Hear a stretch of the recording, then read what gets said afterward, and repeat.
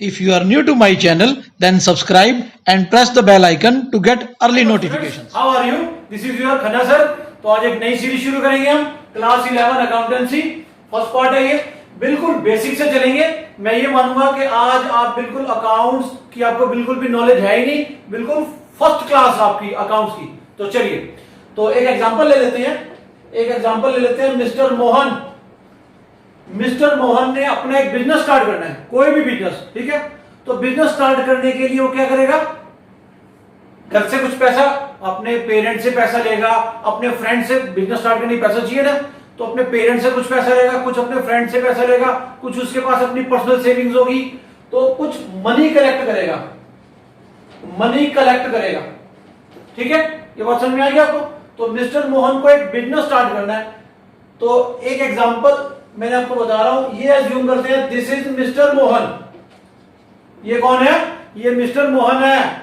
और ये कौन है? ये एक उसका बिजनेस है। बिजनेस कोई भी हो सकता है, ठीक है। तो मिस्टर मोहन, ये उसका बिजनेस। तो यहां पे आपको फर्स्ट कंसेप्ट हमेशा अपने माइंड में रखना है कि ओनर, ये जो मोहन है कौन है? ओनर। जो ओनर है और ये बिजनेस है, ये दोनों क्या है? एक सेपरेट पार्टी ये है, एक सेपरेट पार्टी ये है। तो फर्स्ट कंसेप्ट मैंने आपको अकाउंट्स का बताया कि मोहन जो कि ओनर है वो एक सेपरेट पार्टी है और बिजनेस एक सेपरेट पार्टी है। तो मोहन क्या करेगा? जो उसने मनी कलेक्ट किया, मान लो फॉर एग्जांपल इसने 5 लाख रुपीस कलेक्ट कर लिए, 5 लाख रुपीस कलेक्ट कर लिए। अब ये मोहन के पास पैसा है। मोहन क्या करेगा? अपने बिजनेस को ये पैसा देगा। मतलब अपने बिजनेस में एक कैश बॉक्स समझ रहे हो बेटा? कैश बॉक्स में क्या करेगा? उसमें ये पैसा डाल देगा। तो मोहन ने ये पैसा किसको दे दिया? अपने बिजनेस को दे दिया। जैसे आप समझो कि मैंने अगर किसी को कोई पैसा देता हूं, उधार कोई पैसा देता हूं, तो मैं उससे वापस भी तो मांगता हूं, ना। तो इसी तरह मोहन ने जो इसको पैसा दिया, अपने बिजनेस को पैसा दिया, वो ऐसे नहीं कि ये मेरा ही बिजनेस है, मैं ही हूं, नहीं। मोहन एक अलग पर्सन है और उसका बिजनेस एक अलग पर्सन। उसको बिजनेस को एक पर्सन मानना आपको, तो उसका बिजनेस एक अलग पर्सन है। तो मोहन ने क्या किया? 5 लाख रुपए किसको? अपने बिजनेस को दे दिए। अभी आपको ये समझना है, ठीक है। तो चले, अब जो मेन टर्म्स है इसकी अकाउंट्स में, ये कंसेप्ट आपको क्लियर होगा ना? ये पूरे अकाउंट में ध्यान रखना है कि मोहन एक ओनर है, वो सेपरेट है, और बिजनेस एक अलग से एक पर्सन है। लेकिन आपको जो अकाउंट्स प्रिपेयर करने हैं, वो किसके करने हैं? वो मोहन के नहीं करने हैं। आपको अकाउंट्स प्रिपेयर करने हैं बिजनेस के, ठीक है। अकाउंट्स प्रिपेयर फॉर बिजनेस, ये आपको बिजनेस के अकाउंट्स प्रिपेयर करने हैं। ये बात आपको हमेशा ध्यान में रखनी है। आपको मोहन के अकाउंट्स नहीं प्रिपेयर करने, आपको किसके अकाउंट्स प्रिपेयर करने हैं? बिजनेस के अकाउंट्स प्रिपेयर करने हैं। चलिए, अब कुछ इंपॉर्टेंट टर्म्स सीखो। अब आपको मैं बताना चाह रहा हूं कि अकाउंट्स क्या? सिर्फ 5 टर्म्स का खेल है। अकाउंट्स क्या है? सिर्फ 5 टर्म्स का खेल है। अगर आपने ये 5 टर्म्स समझ ली, तो आपको कभी भी अकाउंट्स में कोई प्रॉब्लम आने वाली नहीं है। First is assets, second is expenses, third liabilities, fourth income, and fifth is capital. ठीक है, तो ये 5 टर्म आपको समझनी जरूरी है। ये अगर आपने 5 टर्म समझ ली, तो आपको अकाउंट्स में पूरी जिंदगी कोई प्रॉब्लम नहीं आने वाली। अब इसको हम कैटेगराइज करते हैं। देखो, अकाउंट्स में इन दोनों को सेम माना जाता है, इन तीनों को सेम माना जाता है। आपको ये समझना है कि ये दोनों तो ब्रदर्स हैं, भाई हैं। ये 2 भाई हैं और ये 3 भाई हैं। ये 2 भाई हैं और ये 3 भाई। होता क्या, मैं आपको एक एक करके एक्सप्लेन करूंगा, ठीक है। अब आपको याद रखने के लिए देखो, इसकी शॉर्ट टर्म लो। ये लिएबिलिटी मींस एल, ये आई, ये सी। तो LIC तो सबने सुना है ना, लाइफ इंश्योरेंस कॉर्पोरेशन। तो ये जो LIC है, ये 3 भाई हैं, और ये A और E, ये 2 भाई हैं, ठीक है। अब ये क्या होता है, इनको हम एक एक करके एक्सप्लेन करेंगे। तो नंबर 1 चलते हैं, एसेट्स। नंबर 1 हम एक्सप्लेन करें एसेट्स। एसेट्स क्या चीज है? सिंपल है। देखो, बुक तो आप कभी भी पढ़ लोगे, बुक आप सबके पास है, कभी भी पढ़ लोगे, लेकिन मैं जो आपको बताना चाह रहा हूं ना सिंपल लैंग्वेज में, ताकि आपके दिमाग में कोई बात फिक्स हो जाए कि आपको बुक भी पढ़ने की जरूरत ना पड़े समझने के लिए। चलिए, तो एसेट्स क्या? एसेट्स कोई भी, एक बार आप ये मान सकते हो,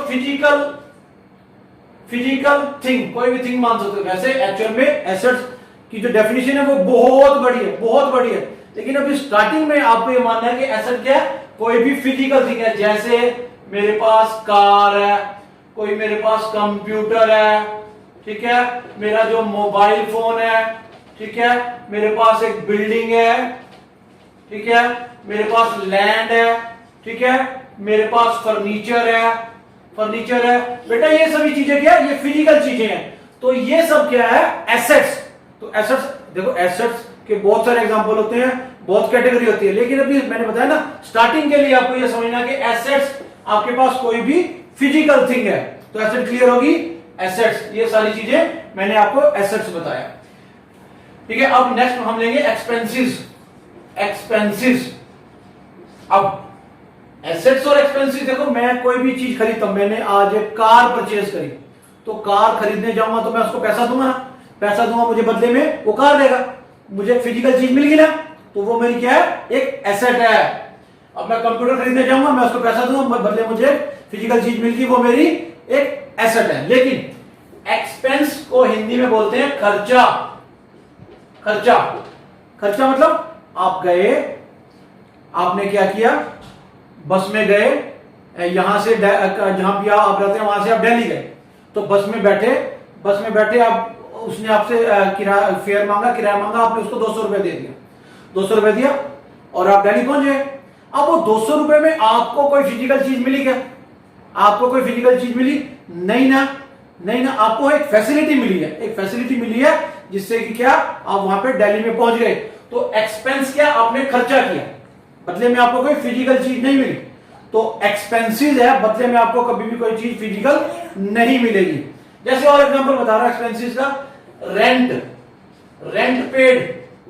जैसे मैंने आज एक बिल्डिंग किराए पे ले ली, एक बिल्डिंग है, मैंने रेंट पे ली है, तो मैं उसमें रह रहा हूं और हर महीने जो ओनर है मैं उसको क्या कर रहा हूं? रेंट पे कर रहा हूं, उसको किराया दे रहा हूं। अब किराया तो मैं दे रहा हूं, मैं जो उसको 5,000 रुपए हर महीने किराया दे रहा हूं, मुझे क्या मिल रहा है? मुझे बदले में क्या मिल रहा है? वो बिल्डिंग। क्या वो बिल्डिंग मेरी होगी? क्या मुझे मिली? नहीं, वो बिल्डिंग मेरी नहीं है, मुझे तो एक फैसिलिटी मिली है उसमें रहने की। जब मैं छोड़ दूंगा तो वो उसको मिल जाएगा। वो बिल्डिंग मेरी नहीं है, मैं तो एक फैसिलिटी है जो मुझे वहां रहने के लिए मैं पे कर रहा हूं, रेंट पेड। इसी तरह एक्सपेंसेस के और बहुत सारे एग्जांपल हैं, लेकिन आपको ध्यान रखना बदले में कोई आपको फिजिकल चीज नहीं मिलेगी।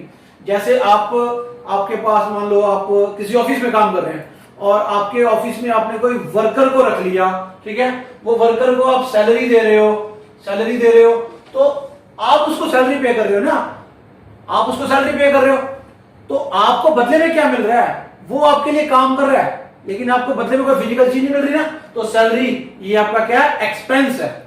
लेकिन जब आप कोई एसेट परचेज करते हो तो बदले में आपको कोई फिजिकल चीज मिलती है, और जब आप कोई रेंट एक्सपेंस पे करते हो तो आपको बदले में कोई फिजिकल चीज नहीं मिलती। ये स्टार्टिंग बेसिक पॉइंट है, आगे आपको धीरे धीरे और बहुत समझ में आ जाएगा, लेकिन अभी आपको यही समझना है, ठीक है। तो ध्यान रखना है, एसेट के लिए आपको कोई फिजिकल चीज मिलती है और एक्सपेंसेस के लिए कोई फिजिकल चीज नहीं मिलती।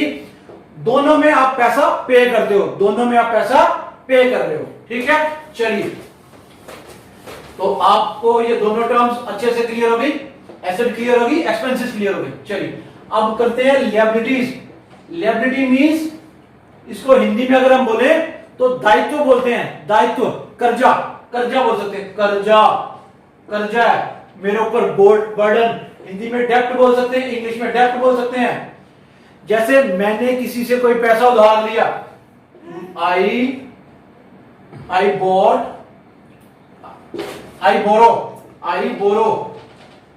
I borrow some money from Shyam. तो एक श्याम है, उससे मैंने कुछ पैसा उधार लिया, तो वो पैसा मैंने आज तो ले लिया, लेकिन मेरे सर पे कर्जा तो हो गया ना, मैंने उसको वापस तो करना है, इन फ्यूचर मैंने उसको रिटर्न करना है। तो लिएबिलिटी मींस कर्जा, डेब्ट, जो मैंने इन फ्यूचर रीपे करना है, इन फ्यूचर उसको क्या करना है, रीपे करना है, वापिस करना है, तो वो लायबिलिटी है। ठीक है, चलिए अब आते हैं बात इनकम पे। इनकम क्या होती है, जैसे मैंने आपको एक्सपेंस बताया, जैसे मैंने क्या किया था, रेंट पे किया था, तो मेरे लिए क्या है, मेरे लिए तो एक्सपेंस हुआ, लेकिन जिसने रिसीव किया, for the receiver it is an income. ये क्या है, ये इनकम है, क्योंकि उसको मैंने उसको पैसा दिया, क्या उसने मुझे कोई फिजिकल चीज दी, नहीं ना, मैंने उसको किराया दिया, उसने मुझे फिजिकल चीज नहीं दी, तो that is my expense and his income. तो इनकम पता लगी आपको, इसमें भी कोई फिजिकल चीज ना तो देनी है ना लेनी है, इसमें भी कोई फिजिकल चीज ना तो देनी है ना लेनी है। ये देने वाले के लिए तो खर्चा हुआ और लेने वाले के लिए इनकम हुआ, तो आपको इनकम भी क्लियर होगी। और लास्ट हम चलते हैं कैपिटल हम समझते हैं, इसको हिंदी में बोलते हैं पूंजी बोलते हैं। अब जैसे हमारा एग्जांपल लिया था हमने मिस्टर मोहन ने जो बिजनेस स्टार्ट किया, तो घर से पैसा लगाया ना, कितना, 5 लाख रुपए लगाया ना, अपने घर से लेके आया, अपने फ्रेंड से लेके आया, अपने पेरेंट्स से लेके आया, ठीक है, और अपनी सेविंग से लेके आया, तो ये पैसा उसने किसको दिया, अपने बिजनेस को दे दिया, तो दैट इज हिज कैपिटल मतलब पूंजी, जिससे कोई बिजनेस शुरू करते हैं। तो कैपिटल पता लग गया, capital means initial investment by owner. तो ओनर ने जो बिजनेस में स्टार्टिंग में पैसा इन्वेस्ट किया, उसको हम कैपिटल बोलते हैं। तो बेटा मैंने आपको ये 5 टर्म्स बता दी है, मैं फिर से एक बार रिकैप कर देता हूं। सबसे पहले हमने ये सीखा कि बिजनेस और ओनर 2 अलग अलग पर्सन माने जाते हैं अकाउंट्स में, ठीक है। और फिर मैंने आपको ये 5 चीजें बताई है, इनके मीनिंग बताए हैं। फिर नेक्स्ट वीडियो में मैं आपको और डिटेल से बताऊंगा। आज का लेक्चर यही। तो आशा करता हूं आपको मेरा वीडियो पसंद आ रहा होगा तो लाइक करें, शेयर करें, कमेंट करें।